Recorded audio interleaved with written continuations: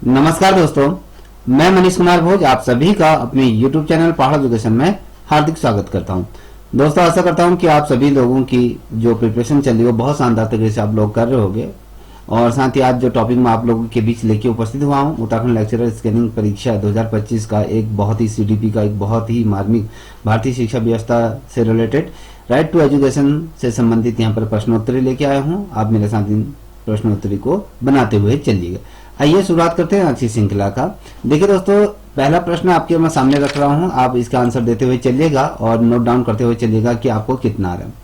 देखिए, जो पहला प्रश्न है वो कहता है कि right to education RTE act 2009 कब लागू किया गया था, किस वर्ष से लागू किया गया था। अगर डेट भी पूछी जाएगी तो आपको पता होना चाहिए। यहाँ पर आपका जो आ जाएगा 1 अप्रैल 2010 को ये लागू किया गया था। ठीक है, अब आते हैं वहीं पे दूसरा प्रश्न है कि ये कहता है कि निःशुल्क एवं अनिवार्य शिक्षा को मूल अधिकार के रूप में किस अनुच्छेद में जोड़ा गया है।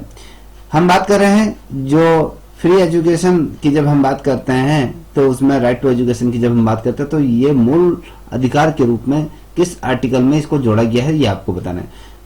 चलिए, जो भी बच्चे देख रहे हैं इसका आंसर देते हुए चलेगा। देखिए दोस्तों, इसका जो राइट आंसर है वो आपका आर्टिकल 21A अनुच्छेद 21 के अंतर्गत इसका क्या किया गया है, जोड़ा गया है। अब बात करते हैं तीसरे नंबर का प्रश्न। आप यहाँ पर देख पा रहे होंगे कि शिक्षा के अधिकार अधिनियम के तहत प्राथमिक कक्षाओं में छात्र एवं शिक्षक का अनुपात कितना होता है, ये आपको बताना है कि जो प्राथमिक कक्षाओं में एक शिक्षक और छात्र का अनुपात कितना होना चाहिए राइट टू एजुकेशन के अंतर्गत। तो आपको मैं बता दूं, जिन बच्चों को इसका आंसर आता है वो आंसर भी देते हुए चलेगा और जो आंसर मैं बता रहा हूं उसको भी नोट डाउन करते हुए चलेगा। अगर आपका सही है तो वेरी गुड है।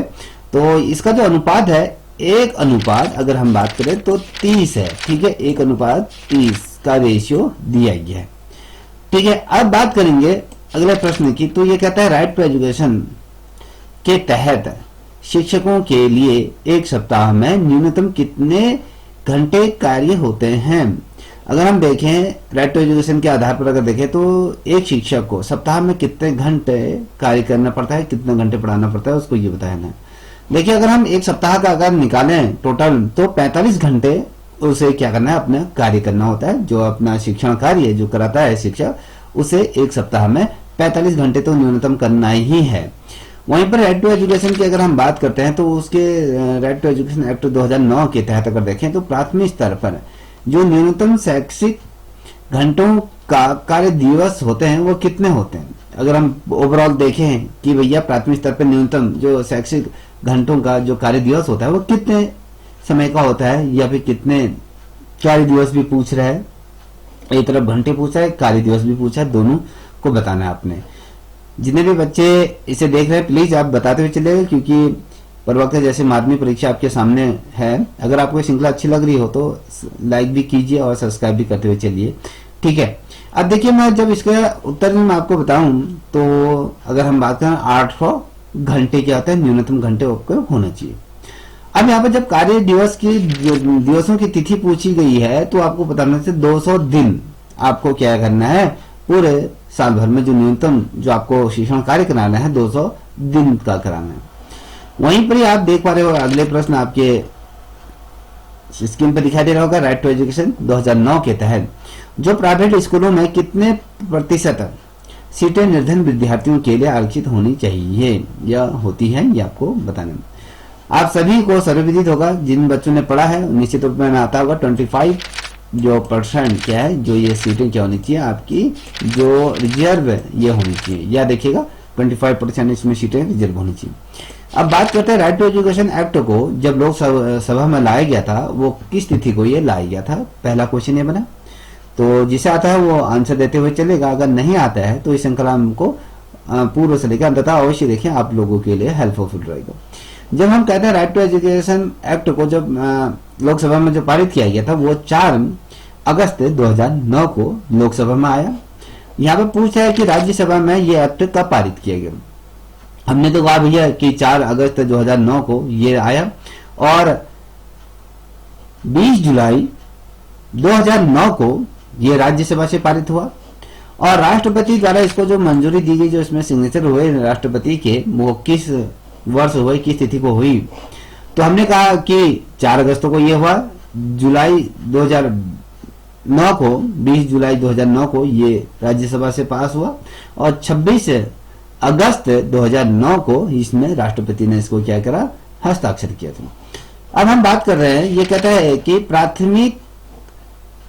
यदि प्राथमिक स्तर पर 150 बच्चे से अधिक होते हैं तो उसके लिए क्या प्रावधान है? तो अगर 150 बच्चे किसी प्राथमिक स्तर पर होते हैं तो उस कंडीशन में कितने अध्यापक होने चाहिए, कितने प्रधान अध्यापक होने चाहिए, ये पूछ रहा है। तो ये आपको बताना। चलिए, जिसे आता है वो बताते हुए चलेगा। देखिए दोस्तों, अगर इसका जो मैं सही उत्तर दूं आपको, तो उसमें क्या होता है, जब 150 से ऊपर होता है तो उसमें क्या होता है, एक प्रधान अध्यापक होगा और 5 शिक्षक, अतिरिक्त 5 शिक्षक उसमें कार्य करेंगे। ठीक है, क्या है आपका, एक तो हो गया आपका प्रधान अध्यापक होगा और आपके 5 शिक्षक इसमें होंगे। राइट टू एजुकेशन 2009 के अनुसार अगर देखें, उच्च प्राथमिक स्तर पर अर्थात 6 से लेकर 8 तक हेतु छात्र एवं शिक्षक का अनुपात होना चाहिए। अब हम बात करें उच्च प्राथमिक, हमने प्राथमिक कहां से कहां होता है, 1 से लेकर 5 तक प्राथमिक। उच्च प्राथमिक आपके 6 से लेकर 8 तक होता है। तो हमने आपसे पूर्व में कहा था कि भैया अगर हम प्राथमिक कक्षाओं का अनुपात देखें तो 1 से 30 का अनुपात वो होता है, 1:30 का होता है।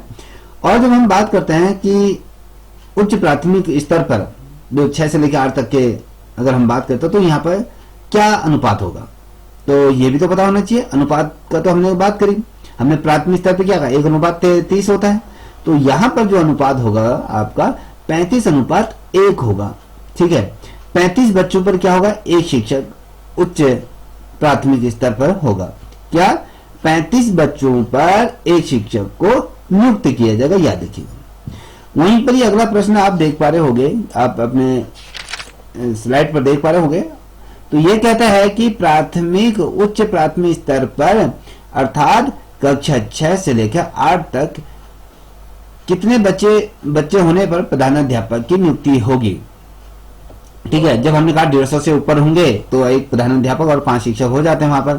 तो यहाँ पर क्या होना चाहिए, यहाँ पर जब उच्च प्राथमिक स्तर पर अगर हम देखें कक्षा 6 से लेकर 8 तक की अगर हम बात करें तो यहाँ पर प्रधानाध्यापक की नियुक्ति कैसे होगी। देखिए, तो प्रधानाध्यापक की इसका भी हम अगर बात करें तो यहाँ पर क्या होगा, प्रधानाध्यापक की अपॉइंटमेंट के लिए अगर हम बात करें तो यहाँ पर 100 से अधिक जब बच्चे होंगे, जब 100 से ऊपर बच्चे होंगे तो प्रधानाध्यापक नियुक्त हो जाएगा। तो वहीं पर ये अगला प्रश्न आप देख पा रहे होंगे, कहता है कि 2009 के अनुसार कक्षा 1 से लेकर 8 तक यदि प्रवेश दिए गए सदस्यों की संख्या 200 से अधिक है तो विद्यार्थी एवं शिक्षक का अनुपात क्या होगा। तो जब हमने कहा कि भैया जो राइट टू एजुकेशन एक्ट की जब हम बात करते हैं तो उसमें कक्षा 1 से लेकर 8 तक के यदि प्रवेश दिए गए जितने भी सदस्यों की संख्या अगर 200 से ऊपर हो जाती है तो उस कंडीशन में छात्र और शिक्षक का क्या अनुपात होना चाहिए। ठीक है, ये आपको बहुत अच्छा क्वेश्चन है।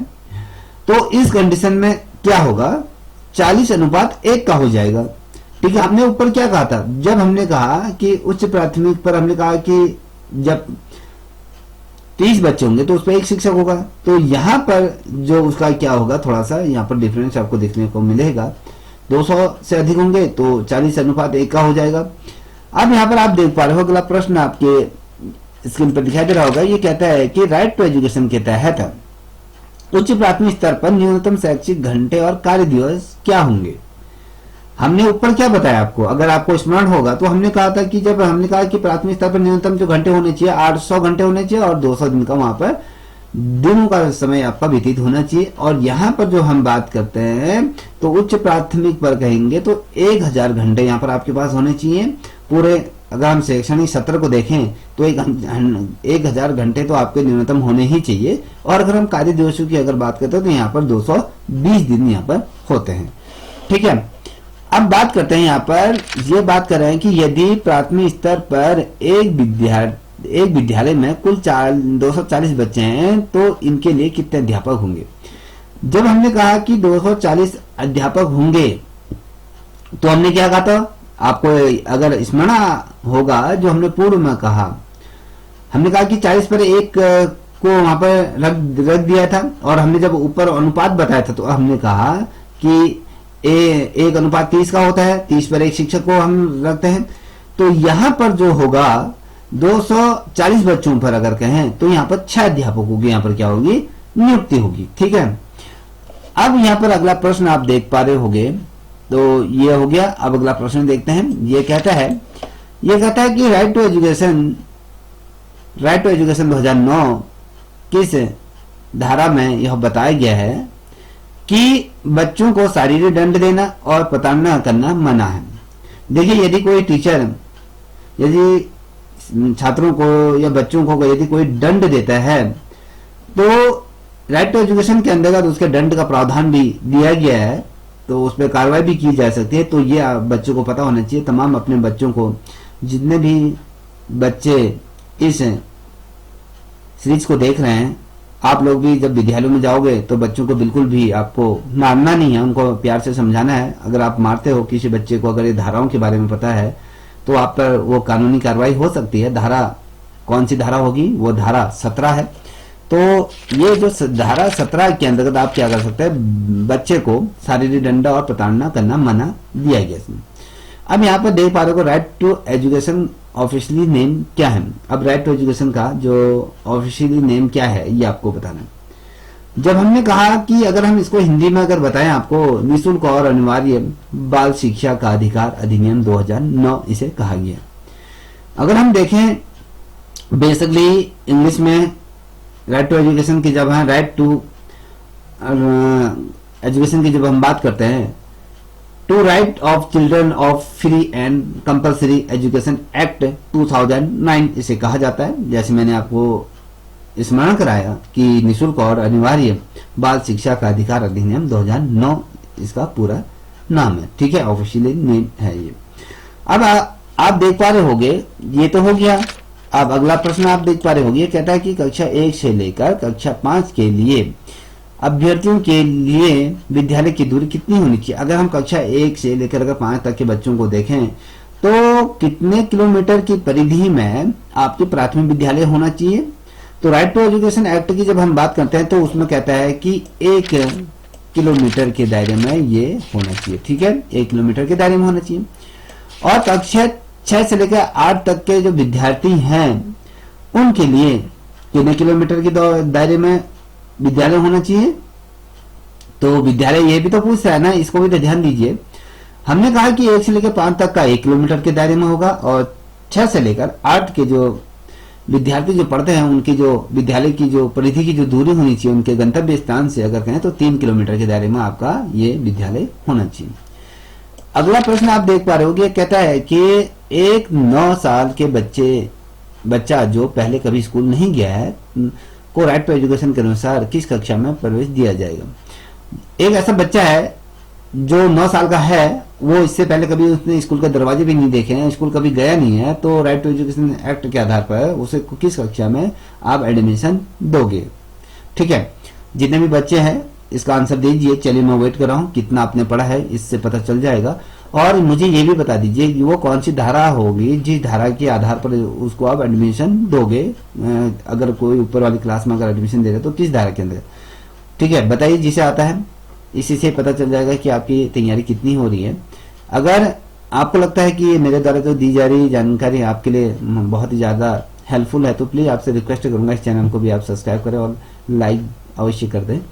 तो अगर मैं बात करूं तो हम उस बच्चे को 4th कक्षा में उसको एडमिशन देंगे, और जो धारा है राइट टू एजुकेशन की धारा आपके 4 है, धारा 4 के आधार पर हम उसको क्या देंगे, 4th कक्षा में उसको हम क्या देंगे, सीधे डायरेक्ट एडमिशन दे देंगे जिसने कि पहले कभी विद्यालय भी नहीं देखा है। अब बात करेंगे, यह कहता है कि राइट टू एजुकेशन एक्ट 2009 में कुल धाराएं, अध्याय, अनुसूचियां कितनी हैं।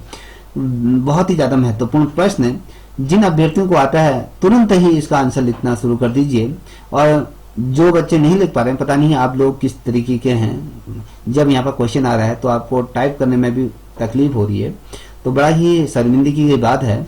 तो कम से कम इतना तो आप कर ही सकते हैं कि अगर क्वेश्चन आ रहा है तो उसका आंसर देने में इतना तो सक्षम होंगे ही, आप एक शिक्षक बनने जा रहे हैं, ठीक है। नहीं देना है तो वो आपकी सोच, ठीक है।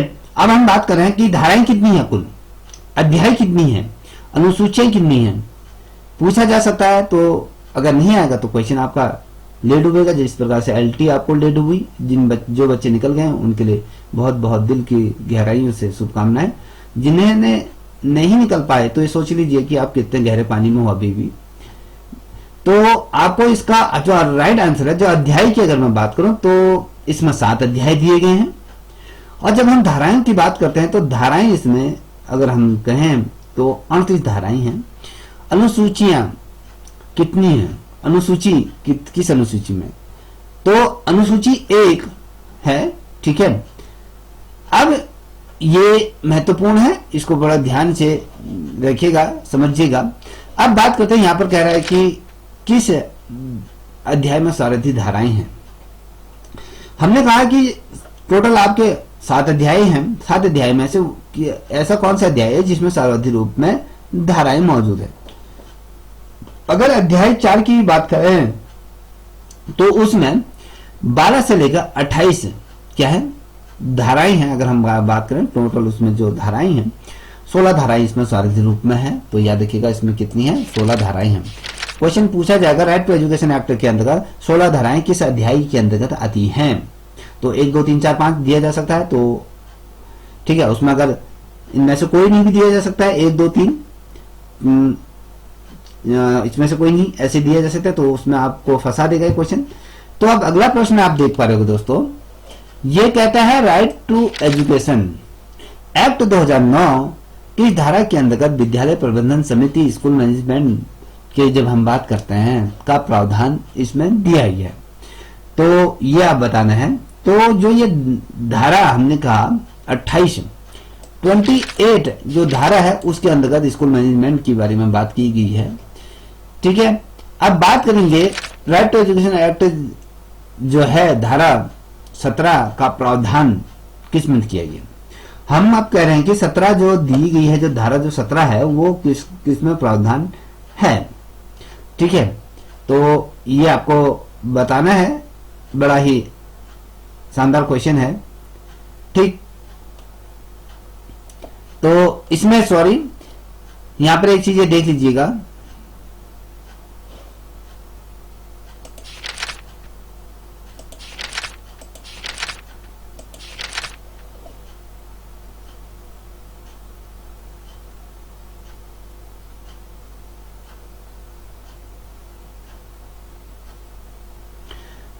अब बात करते हैं अगले एक्ट की बात करते हैं, ठीक है। यहां पर दिया है राइट टू एजुकेशन एक्ट 2009 किस धारा के अंतर्गत विद्यालय प्रबंधन स्कूल या स्कूल मैनेजमेंट की अगर हम बात करते हैं तो उसका प्रावधान जो दिया गया है वो कौन सी धारा के अंतर्गत दिया गया है, वो धारा आपको बतानी है।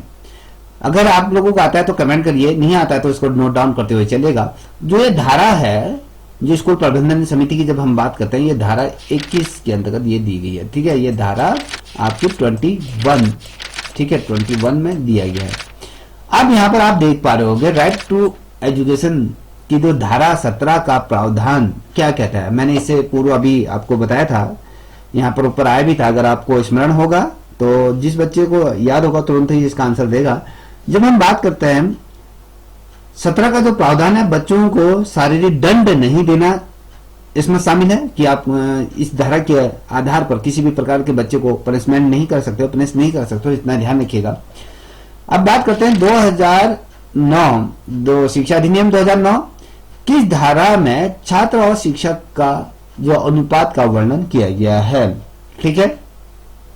शिक्षा अधिनियम 2009 किस धारा में छात्र और शिक्षक अनुपात का वर्णन है, तो किसका कौन सी धारा में इसका वर्णन है, तो आपको बता दूं 25 वो धारा है, 25 धारा के अंतर्गत इस चीज का वर्णन किया गया है, ठीक है। अब राइट टू एजुकेशन की धारा में यह बताया गया है कि शिक्षक प्राइवेट ट्यूशन नहीं पढ़ा सकता है। तो ये बताइए, ये जो नहीं पढ़ा सकता है तो ये भी आपकी जो धारा 28 है, 28 के अंतर्गत ये दिया हुआ है, ठीक है, 28 के अंतर्गत। अब बात करते हैं, ये कहता है कि शिक्षा का अधिकार अधिनियम एक्ट 2009 में इस पर ध्यान नहीं दिया गया है। किस चीज पर ध्यान नहीं दिया गया है, तो ये बात कर देंगे आपको।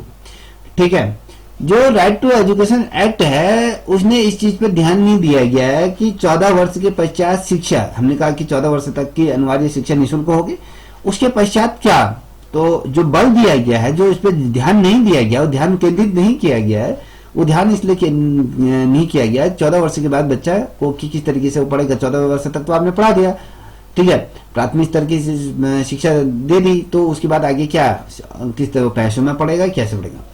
अब यहाँ पे देखिए अगला प्रश्न है कि ये कहता है कि छात्र एवं शिक्षक अनुपात में क्या प्रधान अध्यापक शामिल होगा, हाँ या ना, तो आपको बताना है यस या नो। यहाँ पर नहीं, ठीक है, यहाँ पर नहीं है।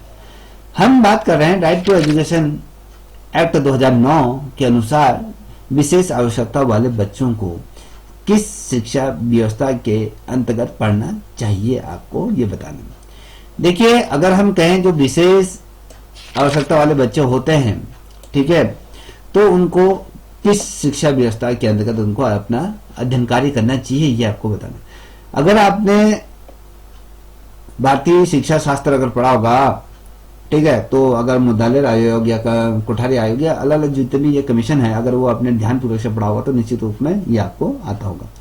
देखिए समावेशी शिक्षा व्यवस्था है, समावेशी सभी को शिक्षा की बात जब हम कहते हैं, समावेशी शिक्षा के अंतर्गत इसको पढ़ना चाहिए। ठीक है, आप बात करते हैं, यहाँ पर आप देख पा रहे राइट टू एजुकेशन एक्ट की कौन सी धारा अध्यापकों के कर्तव्य से संबंधित है। ठीक है, अब अध्यापकों के कर्तव्य से संबंधित है, कौन सी धारा है, ये आपको बताना है।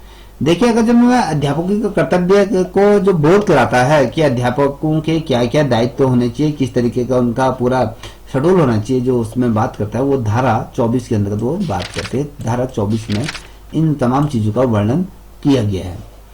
अब बात करेंगे कि एक प्राथमिक विद्यालय कक्षा 1 से लेकर 5 तक अगर 62 विद्यार्थी हैं तो राइट टू एजुकेशन एक्ट के आधार पर कि वहां कितने शिक्षक मौजूद होंगे।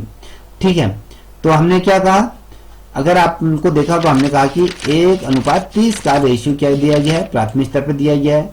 जब ये कहता है कि 62 है तो वहां पर ऑटोमेटिकली कितने हो जाएंगे, 30 दूनी 60 होंगे। 60 से प्लस है तो आपका क्या हो जाएगा, 3 शिक्षक यहाँ पर आ जाएंगे। तो यहाँ पर क्या होगा, 3 शिक्षक यहाँ पर नियुक्त होंगे। अगर हम कहें तो 3 शिक्षक यहाँ पर रहेंगे। ठीक है, अब बात करते हैं जो भी बच्चा ऑनलाइन क्लासेस लेना चाहता है गूगल मीट पर, तो जो हमारी क्लासेस नियमित तौर पर चलती है तो वो बच्चा मुझसे जुड़ सकता है, वो मेरे से कमेंट कर सकता है। ठीक है, अगर आप कमेंट करोगे तो मैं आपको निश्चित रूप में अपने ग्रुप का लिंक शेयर कर दूंगा, आप उसे लिंक को अगर क्लिक करोगे तो सीधे उस ग्रुप में ऐड हो जाओगे। ठीक है, अब बात करेंगे अगले प्रश्न की। ये कहता है कि एक प्राथमिक शिक्षक को शिक्षक और तैयारी के लिए कितने घंटे प्रति सप्ताह राइट टू एजुकेशन एक्ट के अंतर्गत विहित किए गए हैं। देखिए अगर हम एक सप्ताह की अगर मैं बात करूं, एक सप्ताह में कितने घंटे प्राथमिक शिक्षक को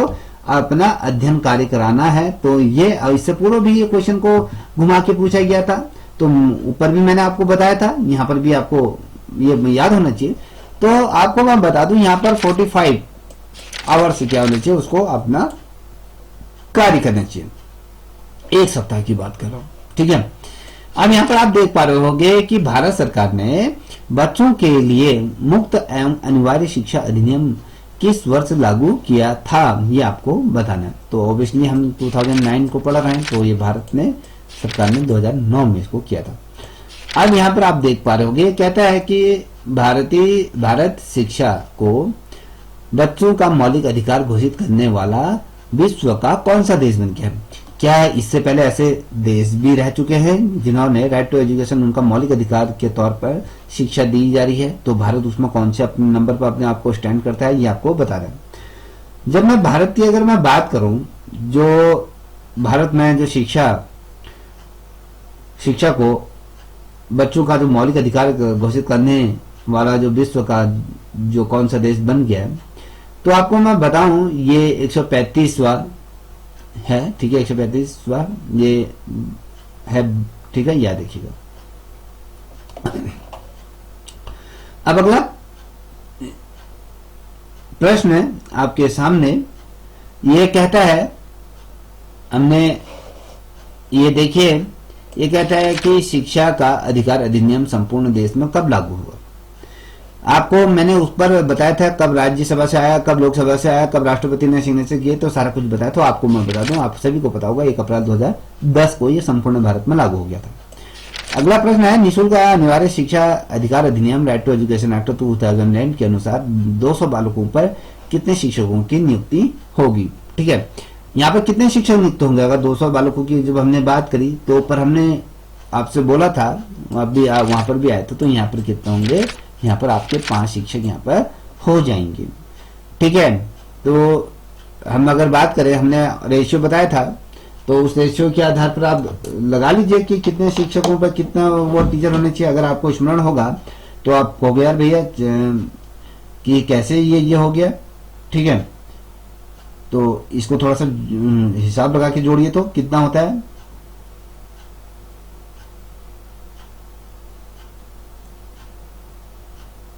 ठीक है, लगाइए। अगर हमने कहा कि 40-40 के आधार पर हमने बच्चों को ऊपर हमने कहा था कि 40 के आधार पर एक शिक्षक को ले रहे हैं, तो 4×5 = 20। ठीक है, तो 200 यहाँ पर ऑटोमेटिकली क्या जाता है, आपके 5 शिक्षक यहाँ पर नियुक्त होंगे। ठीक, 5 शिक्षकों की यहाँ पर क्या होगी, नियुक्ति होगी। तो यहाँ पर ये 5 शिक्षक लेके चलिए। ठीक, यहाँ पर 5 शिक्षक हमने कहा। तो अब यहाँ पर यहाँ पर आप देखिए कि निःशुल्क और अनिवार्य शिक्षा अधिकार अधिनियम 2009 की जो धारा राज्य सरकार के नियम बनाने की शक्ति देता है, कौन सा ये नियम देता है, तो जो धारा 38 है ना, 38, अगर हम कहें 38 है, 38 धारा के अंतर्गत राज्य सरकार को ये नियम बनाने की शक्ति देती है। ठीक है, अब बात करते हैं इस श्रृंखला के अगले प्रश्न की तरफ बढ़े। कक्षा 1 से लेकर 5 तक के बालकों के संबंध में विद्यालय आसपास से कितने किलोमीटर की दूरी के भीतर स्थापित होना चाहिए। देखिए, मैंने अभी इसमें आपको कहा कि प्राथमिक विद्यालय आपका 1 किलोमीटर के दायरे में होना चाहिए, कक्षा 1 से लेकर 5 तक। और अगर हम बात करें 6 से लेकर 8 तक के अगर बात करें, तो हमने यहाँ पर 3 किलोमीटर का परिधि की ये बात करी थी। और यहाँ पर आप देख पा रहे हो, राइट टू एजुकेशन एक्ट के तहत अगर शिक्षकों के प्रशिक्षण के लिए मानकों का अगर विकास व लागू करने का अधिकार किसे होगा, तो ये आपको बताना है। ठीक है, ये केंद्र सरकार को होगा या फिर राज्य सरकार को होगा, तो ये या फिर इन दोनों को होगा या इनमें से कोई नहीं। तो ये आपको पता होना चाहिए कि ये सेंट्रल गवर्नमेंट को होगा। ठीक है, ये केंद्र सरकार को होगा। अब यहाँ पर ये इस श्रृंखला के अंतिम प्रश्न की तरफ हम बढ़ रहे हैं। तो यहाँ पर देखिए, शिक्षा के अधिकार की प्रकृति होती है, कैसी होती है, किस तरीके की होगी। अगर मुझे नहीं लगता है कि आप लोगों में से उतने बच्चे इस क्वेश्चन का आंसर दे पाएंगे। जो दे पाएगा तो वेरी नाइस, अगर मैं कहूँगा बहुत ही बेहतरीन वो बच्चा होगा। अपने थोड़ा सा और डेडिकेशन के साथ पढ़िए, निश्चित रूप में प्रवक्ता भर्ती का चयन सूची में आपका नाम निश्चित रूप में होगा, ऐसी मेरी मनोकामनाएं। देखिए, शिक्षा के अधिकार की जो प्रकृति होती है वो संवैधानिक होगी। इस चीज को मनन करिएगा, संवैधानिक तौर पे वो होती है। अब हम बात कर रहे हैं, यहाँ पर आप देख पा रहे हो, राइट टू एजुकेशन के तहत किस कक्षा तक बालकों को रुकाया और निष्कासित नहीं किया जा सकता है। हम देख लीजिए, जब राइट टू एजुकेशन एक्ट के आधार पर जब हम बात करते हैं, तो किसी भी बच्चे को 1 से लेकर कक्षा 8 तक की अगर हम बात करते हैं, तो ना उसको आप निकाल सकते हो, ना ही उसे फेल कर सकते हो। निरंतर आप कक्षा 8 तक तो उसे आप निश्चित रूप में पास करते हुए जाओगे, तो कक्षा 8 तक का ये सफर रहेगा बच्चे का। तो यहाँ पर क्या आ जाएगा, क्लास 8 तक। ठीक है, तक याद रखिएगा। तो आई थिंक मुझे लगता है ये जो श्रृंखला है आपको देखने में या समझने में बहुत ही अच्छा लगा होगा, मेरी ऐसी सोच है।